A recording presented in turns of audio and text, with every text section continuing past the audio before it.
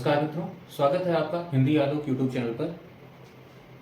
विज्ञापन संख्या 51 परीक्षा के लिए, असिस्टेंट प्रोफेसर हिंदी परीक्षा के लिए जो कहानियाँ पाठ्यक्रम में लगी हुई हैं उनको पढ़ने के क्रम में आज हम लोग दूसरी कहानी पढ़ने के लिए प्रस्तुत हुए हैं। कहानी का शीर्षक है उसने कहा था। उसने कहा था कहानी इतनी महत्वपूर्ण है कि वह असिस्टेंट प्रोफेसर अर्थात विज्ञापन संख्या 51 के पाठ्यक्रम में शामिल होने के साथ साथ NTA नेट हिंदी की परीक्षा में भी शामिल है। तो हम लोग आज पढ़ेंगे उसने कहा था कहानी के बारे में। उसने कहा था कहानी को हम इस तरह से पढ़ेंगे, ये बहुत ही महत्वपूर्ण कहानी है जिससे चाहे नेट के एग्जाम में हो या असिस्टेंट प्रोफेसर हिंदी के एग्जाम में हो, आप जो है सारगर्भित रूप से कहानी को समझ सकें और जिससे आपका कोई प्रश्न इससे गलत ना हो। तो हम देखेंगे, सबसे पहले देखते हैं कि उसने कहा था जो कहानी है इसका शीर्षक है और इसके रचनाकार हैं चंद्रधर शर्मा गुलेरी। चंद्रधर शर्मा गुलेरी ने बहुत अधिक कृतित्व नहीं किया, इन्होंने केवल 3 कहानियां लिखी हैं, सुखमय जीवन, बुद्धू का कांटा और उसने कहा था। उसने कहा था इन 3 कहानियों में उनकी ऐसी कहानी है जो उनकी अमर कृति है और जिसकी वजह से चंद्रधर शर्मा गुलेरी को एक महत्व मिला, हिंदी साहित्य में स्थान मिला, हिंदी कहानीकार के रूप में जो उन्हें जगह बनाई वह उसने कहा था कहानी की वजह से ही हुई। अब आप देखें कि उसने कहा था कहानी के बारे में और कुछ जानकारी है जो महत्वपूर्ण है परीक्षा के लिए। सबसे बड़ी चीज पहली है कि सरस्वती पत्रिका में 1915 में प्रकाशित हुई थी। सरस्वती पत्रिका में 1900 सरस्वती पत्रिका जो उस समय की महत्वपूर्ण पत्रिका थी, उसमें प्रकाशित होना अपने आप में एक कहानीकार होने के लिए, एक निबंधकार होने के लिए, आलोचक होने के लिए एक बड़ी बात, बड़ी शर्त थी। तो सरस्वती पत्रिका में उस समय जो है उनकी कहानी 1915 ईस्वी में प्रकाशित हुई थी। तो अगर ये प्रश्न पूछा जाता है कि ये कहानी किस पत्रिका में प्रकाशित हुई थी, सरस्वती पत्रिका में प्रकाशित हुई थी। और आपको पता होगा कि महावीर प्रसाद द्विवेदी जी इसका संपादन करते थे। तो सरस्वती में प्रकाशित हुई थी, पत्रिका में प्रकाशित हुई। दूसरी एक बात जो महत्वपूर्ण बात है इस कहानी के बारे में, तो देखिए पूर्वदीप्त शैली में लिखी गई हिंदी की प्रथम कहानी है। पूर्वदीप्त शैली क्या होती है? फ्लैशबैक। फ्लैशबैक में जिसमें कोई याद करता है पिछली बातों को और वैसे कहानी चलती है। तो पूर्वदीप्त शैली में लिखी गई हिंदी की प्रथम कहानी है। एक और तथ्य इसके बारे में, प्रथम विश्व युद्ध जो कि 1914 से 1918 के मध्य चला था की पृष्ठभूमि पर केंद्रित हिंदी की प्रथम कहानी है। यानी पृष्ठभूमि के मतलब प्रथम विश्व युद्ध का जो घटनाक्रम है उसकी पृष्ठभूमि पर उसकी कथा उसकी जो है पृष्ठभूमि को आधार बनाकर लिखी गई हिंदी की पहली कहानी है। देश प्रेम व व्यक्तिगत प्रेम का समन्वय है। देश प्रेम भी है जैसे प्रसाद की कहानियों में होता है कि पुरस्कार में है कि व्यक्तिगत प्रेम भी है और देश प्रेम भी है, जिसमें भी आपको देश प्रेम और व्यक्तिगत प्रेम भी देखने को मिलेगा। दोनों का समन्वय है। बेल्जियम और फ्रांस के युद्ध की कहानी है। बेल्जियम और फ्रांस आपस में लड़ रहे थे उस समय 1915 में जब ये कहानी लिखी गई तो उस समय आपको पता है कि भारत इंग्लैंड का एक उपनिवेश था और भारत की जो सेना होती है वो ब्रिटिश आर्मी के रूप में काम करती थी। मतलब अंग्रेज जहां पर भेजते थे, उनकी झगड़े होते थे, युद्ध होते थे, वहां पर वो भारत की आर्मी को भेज देते थे। तो उस पृष्ठभूमि पर लिखी गई प्रेम का आदर्श स्थापित करती कहानी है। प्रेम वास्तविक प्रेम क्या है ये कहानी सिखाती है कि प्रेम अपनी पराकाष्ठा पर पहुंचकर कोई प्रतिदान नहीं चाहता। प्रेम जब अपनी चरम पर होता है तो वो बदला नहीं चाहता, वह केवल प्रेम चाहता है। तो प्रेम जब अपनी चरम में पहुंचता है तो वो कोई बदले की भावना नहीं रखता। तो ये कहानी में जो लहना सिंह का केंद्रीय पात्र का व्यक्तित्व है ये हमें सिखाया जाता है। अब अगर बात करें तो इस कहानी का जो प्रारंभ होता है वो कहां से होता है? पहले तो हम पात्र देखेंगे, इसमें पात्र कौन कौन से हैं। तो पात्र में सबसे पहला पात्र है, इसमें जो केंद्रीय पात्र है वो एक लड़का है जिसका नाम लहना सिंह है। एक कहानी में लड़के के रूप में भी आएगा और फौजी के रूप में भी आएगा। तो लहना सिंह इस कहानी का केंद्रीय पात्र है। लहना सिंह जो है नंबर 77 जमादार है, मतलब आर्मी में है और ये जमादार है सिख रेजिमेंट में। सूबेदार हजारा सिंह जो है ये सूबेदारनी का पति है। सूबेदारनी जो हो रहा है इसका पति है। सूबेदारनी कौन है?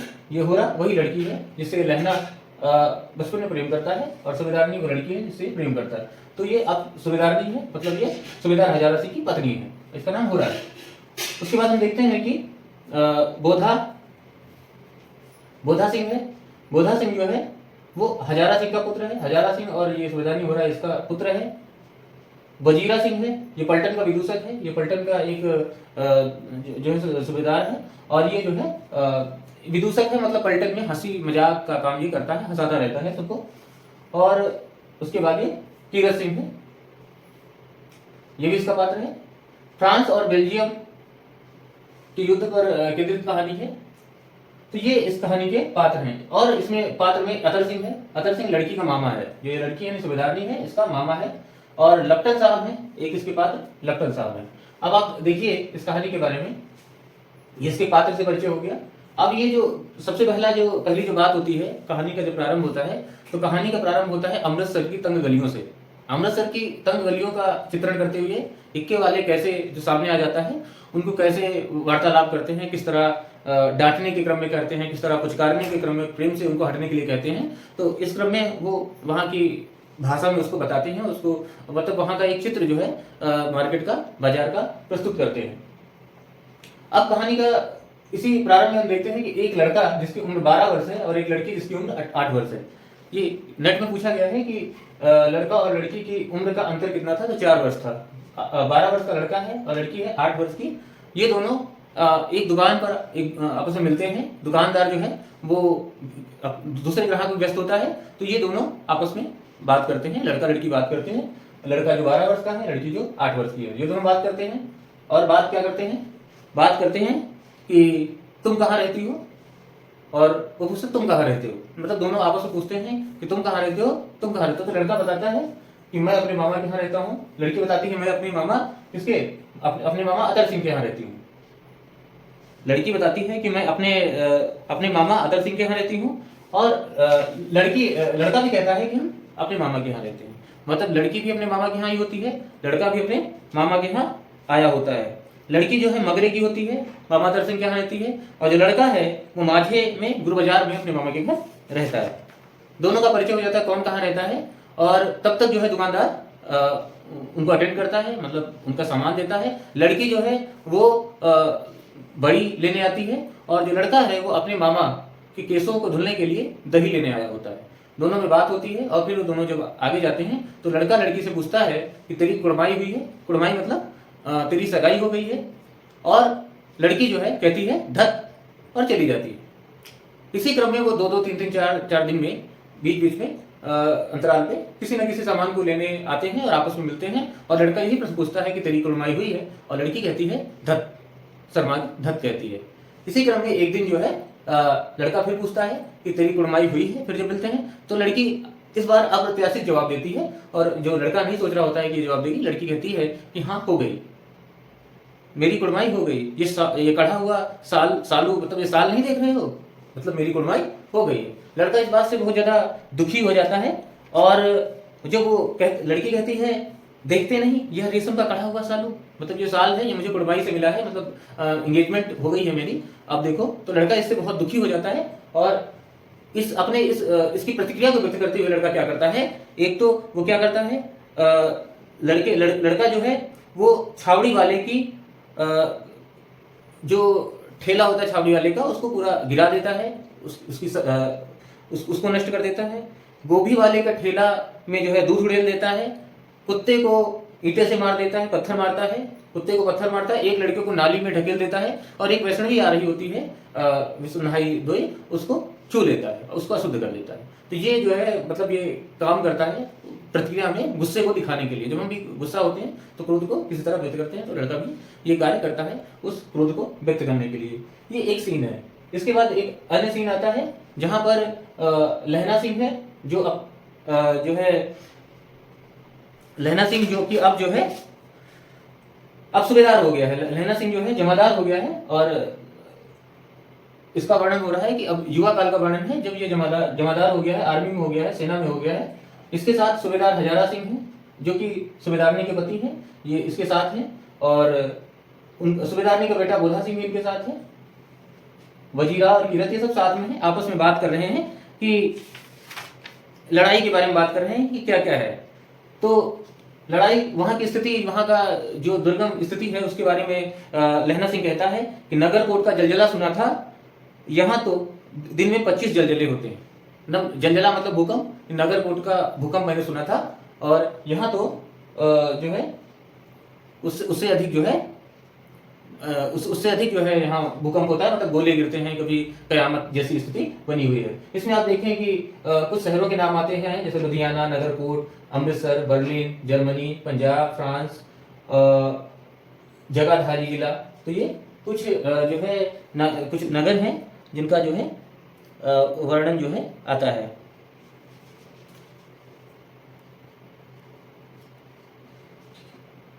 तो आप देखेंगे तो उसके बाद लहना सिंह कहता है, एक इसका कथन है कि ना मालूम बेईमान मिट्टी में लेटे हुए हैं या घास की पत्तियों में छिपे हैं।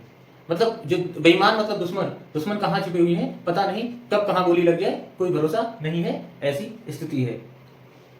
लहना सिंह कहता है। वहां पर एक जो है जर्मन फिरंगी मेम होती है, वो सोचती है कि ये हमारे देश के लिए लड़ने आए हैं, हमारे देश को बचाने आए हैं, तो क्या करती है, लहना को जो है दूध देती है मुफ्त में, और फल देती है। लहना जब उसे पैसा देना चाहता है तो नहीं लेती, कहती है, क्या कहती है कि तुम राजा हो, मेरे मुल्क को बचाने आए हो, मतलब वो उपकार का बदला चुकाना चाहती है और उससे पैसे नहीं लेती। लहना बहुत प्रसन्न होता है और वो क्या करती है, लहना को पीने के लिए सिगरेट देती है, लेकिन लहना हंसता है, लहना सोचता है इसे पता नहीं है सिख जो है तंबाकू को हाथ नहीं लगाते, तो और वो जब ये मना करता है कि सिगरेट पीने के लिए, तो वो रूठ जाती है, सोचती है अब मेरे मुल्क के लिए लड़ेगा नहीं। तो ये जो है कुछ चीजें हैं।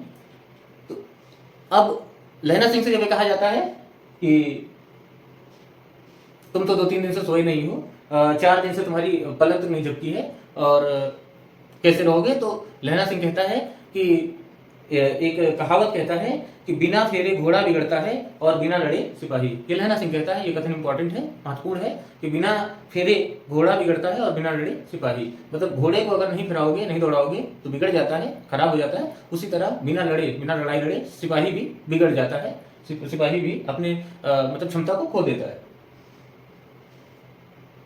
अब इसका जो है आगे कहता है, लहना सिंह कहता है कि एक धावा हो जाए तो गर्मी आ जाए। तो लहना सिंह कहता है अगर एक लड़ाई हो जाए तो गर्मी आ जाए। अब इतना सब हो रहा होता है तो अचानक जो है एक खाई की तरफ से आवाज आती है कि तुरंत चले जाओ, और वहां पर कुछ जर्मन जो है सैनिक, फ्रांस के सैनिक जो है वो घुसे हुए हैं, तुरंत चले जाओ वहां पर। मतलब वहां दुश्मन के जो है दुश्मन के जो है जर्मन जो है, जो जर्मन देश के मतलब जो दुश्मन है, सैनिक है, वो घुसे हुए हैं, छिपे हुए हैं, और तुरंत जाओ और बाकी तुम लोग कुछ 8 लोग यहाँ रुको। तो क्या होता है कि ये जो हजारा सिंह है ये चला जाता है हुक्म पाकर कि ऊपर लेफ्टिनेंट साहब, वो समझता है कि लेफ्टिनेंट साहब जो है हुक्म दे रहे हैं, और वो चला जाता है। वो व्यक्ति लेफ्टिनेंट साहब की वर्दी पहन के आया होता है, लेकिन वो दुश्मन देश का होता है, तो वो जो है चला जाता है। और यहाँ पर 8 बजते हैं, तो वो कहता है कि 8 ही बचेंगे, तुम यहाँ कैसे संभालोगे? तो लहना सिंह कहता है कि मैं संभाल लूंगा। तो कहते तुम तो 8 हो, तो कहते 8 नहीं हो, हम 10 लाख हैं। मतलब एक अकाली सिख जो होता है वो 1.25 लाख के बराबर होता है, तो हम 10 लाख हैं, हमें 8 मत समझो, हम यहाँ पर संभाल लेंगे। अब लहना सिंह यहाँ चालाकी दिखाता है, ये चला जाता है। तब तक वो देखता है कि जो लेफ्टिनेंट साहब हैं वो पास आते हैं, लेकिन लेफ्टिनेंट साहब वो नकली होते हैं। तो लेफ्टिनेंट साहब को उससे कहते हैं कि सिगरेट पियोगे। जब वो सिगरेट पीने की बात कहता है तो वो समझ जाते हैं कि ये सिगरेट, मतलब वो जानता है कि लेफ्टिनेंट साहब तो हमारे समझते थे कि ये सिख है, सिगरेट नहीं पीता, तो ये सिगरेट पीने कह रहे हैं, उसे संदेह हो जाता है। फिर वो थोड़ा उजाले में देखता है तो उसे लगता है ये कोई और है, लेकिन फिर भी वो कंफर्म करने के लिए एक घटना जो है पूछता है कि आपको लेफ्टिनेंट साहब याद है कि हम जगाधारी जिले में एक बार शिकार करने के लिए आपके साथ गए थे, मैं आपके साथ शिकार करने गया था, और आपने एक नील गाय जो बहुत भयंकर थी उसको एक ही गोली में मार दिया था, और पता है उसकी जो सींग थी वो कितनी लंबी थी? 2 फीट की नहीं होगी। तो लेफ्टिनेंट साहब कहते हैं नहीं 2 फीट 4 इंच की थी। तो इससे वो समझ जाता है, क्योंकि वो झूठी घटना होती है, और लेफ्टिनेंट साहब चूंकि उसको पुष्ट करना चाहते हैं तो उसमें हाँ में हाँ मिला देते हैं। अब उसको एकदम जो शक होता है उसका यकीन में बदल जाता है, और वहां से हट जाता है, कहता है कि मैं थोड़ा दिया सलाई लेकर आता हूँ, और वो चलाता है। और जैसे ही आता है तो ये जो वजीरा सिंह होता है ये सो रहा होता है, इसके पास जाता है, वजीरा उठो, कहता है वजीरा उठो, होश में आओ, कयामत आई है और लेफ्टिनेंट साहब की वर्दी पहन के आई है।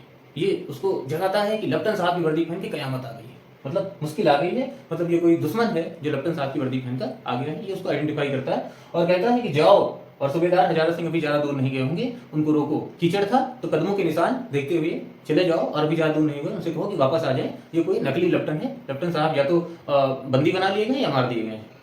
तो ये जो है इसको भेज देता है और यहाँ अकेले रह जाता है। लेफ्टिनेंट साहब को फिर ये जाता है, कहता मैं लेफ्टिनेंट साहब की खबर लेता हूँ। लेफ्टिनेंट साहब को जाता है और उसको बंदूक से मारता है, कुंदे से मारता है और वो बेहोश हो जाते हैं। लेकिन वो उनकी जेब ठीक से चेक नहीं करता और फिर जब वो उठता है तो कहता है कि तुम मुझे मूर्ख समझ रहे थे, मैं लेफ्टिनेंट साहब के साथ 5 साल रहा हूँ तो मैं सारी चीज़ें पहचानता नहीं हूँ उनकी। एक सिख जो है वो सिगरेट नहीं पीता, ये लेफ्टिनेंट साहब को पता था और तुम मुझे सिगरेट पिला रहे थे, सिख को सिगरेट पिला रहे थे। ये सारी बात से उसी बीच वो अपनी जेब में हाथ डालता है जो दुश्मन देश का था, जो लेफ्टिनेंट साहब बन के आया था और अधिकारी, और इसे गोली मार देता है। तो इसको गोली लगती है, इससे गलती हो जाती है। अगर वो पॉकेट चेक करता ठीक से तो जेब चेक करता तो वो बंदूक मिल सकती, उसका रिवॉल्वर मिल सकता था। तो उसको गोली लग जाती है। तब तक बोधा जग जाता है, पूछता है क्या हुआ, तो ये कहता है कुछ नहीं हुआ, एक कुत्ता आया था उसको मैंने मार दिया, उसी से उसको सुला देता है। क्योंकि ये बोधा की बहुत केयर करता है और इसे जो है तकलीफ नहीं होने देना चाहता है। इसके लिए बोधा को जाड़ा न लगे इसलिए झूठ मूठ बोलकर अपनी जर्सी दे देता है और कहता है कि मेरे पास एक और जर्सी है, वो मेम ने दी है, विदेशी मेम साहब ने दी है, मैं वो पहन लूंगा, झूठ मूठ का। और खुद बिना जर्सी के ही उस ठंड में, भयंकर ठंड में गुजारता है। मतलब बोधा सिंह और ये जो हजारा सिंह से इनसे बहुत ज्यादा इसका लगाव है। और ये लगाव इसलिए है क्योंकि इसने जो है सूबेदारनी से कुछ वादा किया है जिसको पूरा करना है। ये कहानी के अंत में आएगा, पता चलेगा। अब गोलियां चलने लगती हैं और इस बीच जो है पीछे से जो है जर्मन साहब जो है, जर्मन जो सैनिक हैं वो खूब सारे आ जाते हैं और उधर से जो है हजारा सिंह भी गोली चलाने लगते हैं, वापस आ जाते हैं, इधर से ये लोग चलाते हैं और वो सब मारे जाते हैं। और वो सब मारे जाते हैं जिनमें जो है 70 जो है जर्मन खाई में घुसे पड़े थे, 63 जर्मन करा रहे थे और सिखों में अगर देखा जाए तो 15 के जो है प्राण चले गए थे। सूबेदार के दाहिने कंधे पर गोली लगी थी और लहना सिंह के जो है पसली से गोली लगी थी। सूबेदार के दाहिने कंधे से गोली आर पार हो गई थी। तो ये स्थिति थी। अब जब घायलों को ले जाने की बात आई कि घायलों को ले जाना है, तो ये लहना सिंह क्या करता है, लहना सिंह जो है ये सूबेदार, इससे पहले बोधा सिंह को बीमार रहता है, इसको भेज देता है गाड़ी में और अपना घाव छिपा लेता है, अपने जो घाव होते हैं वो छिपा लेता है, कहता है मुझे तो मामूली चोट है। और सूबेदार हजारा सिंह को कहता है तुम भी चले जाओ, क्योंकि इसने कुछ वादा कर रखा होता है इससे कि। तो इनको लहना सिंह जो सूबेदार और बोधा को भेज देता है और वजीरा के साथ ये रुक जाता है और कहता है कि तुम लोग पहुंचो और जब फिर से गाड़ी आएगी तो मैं चलाऊंगा, ऐसी कोई बात नहीं है। और ये भेज देता है, इन दोनों को सुरक्षित वापस भेज देता है। फिर क्या होता है कि जैसे ही ये जाते हैं, ये कराहकर नीचे गिर जाता है लहना सिंह और इसकी चोट वैसे खुल जाती है। तो वजीरा सिंह देखता है और आश्चर्य की तरह है, तुम्हें तो बहुत ज्यादा चोट है। अब चोट होती है तो चोट से वो एकदम, लेकिन उसे एक बात की सुकून होता है कि उसने लहना सिंह, उसने जो सूबेदार हजारा सिंह और बोधा सिंह को ठीक ठीक जो है भेज दिया है, ठीक भेज दिया है। अब लास्ट में जब वो भेजता है सूबेदार को, हजारा सिंह को, तो उससे कहता है कि सुनिए तो सूबेदारनी गोरा को चिट्ठी लिखो तो मेरा मत्था टेकना और लिखना कि जब घर जाओ तो कह देना कि उसने जो कहा था उसने कर दिखाया, मतलब उसने जो तुमसे कोई प्रॉमिस किया था वो कर दिखाया। अब वो गिर जाता है और वजीरा सिंह से पानी मांगता है कि पानी ले आओ। वजीरा सिंह पानी लेने जाता है और उसे सारी चीजें जो है फिर से याद आने लगती हैं। कहते हैं कि मृत्यु के कुछ समय पहले स्मृति बहुत साफ हो जाती है, जन्म भर की घटनाएं एकाएक सामने आने लगती हैं, सारे दृश्यों के रंग साफ हो जाते हैं, समय की धुंध बिल्कुल हट जाती है। मतलब जब किसी की मृत्यु होती है तो कहते हैं कि बहुत सारी जीवन भर की जो घटनाएं होती हैं, साइंस में मानती है, वो एक क्रम से जल्दी जल्दी उसके सामने आती रहती हैं कि जीवन में उसने क्या किया, क्या अच्छा किया, क्या बुरा किया, वो सारी चीजें आती हैं। और उसी क्रम में उसे याद आता है, ये बात भी आती है कि कैसे जब जमीन के मुकदमे में वो घर गया था तो अचानक कैसे अधिकारी की कॉल आ गई थी कि जल्दी से वापस चले जाओ। तब सूबेदार हजारा सिंह ने कहा था कि मेरा घर भी रास्ते में पड़ता है और मुझे भी लेते चलो। और जैसे ही ये उनके घर, हजारा सिंह के घर गया तो सूबेदार ने उसे पहचान लिया था। इसे आश्चर्य हुआ कि सूबेदार ने उसे कैसे पहचान लिया। फिर जब सूबेदारनी से हजारा सिंह ने कहा कि जाओ सूबेदारनी से मिल लो, वो तुम्हें पहचानती है। तो जब लहना सिंह मिलने जाता है तो लहना सिंह को नहीं पहचान पाता। सूबेदारनी कहती है कि तेरी कुड़माई हुई है, तो ये जब बात वो कहता है तो उसे पूरी पूरी चीज याद आ जाती है।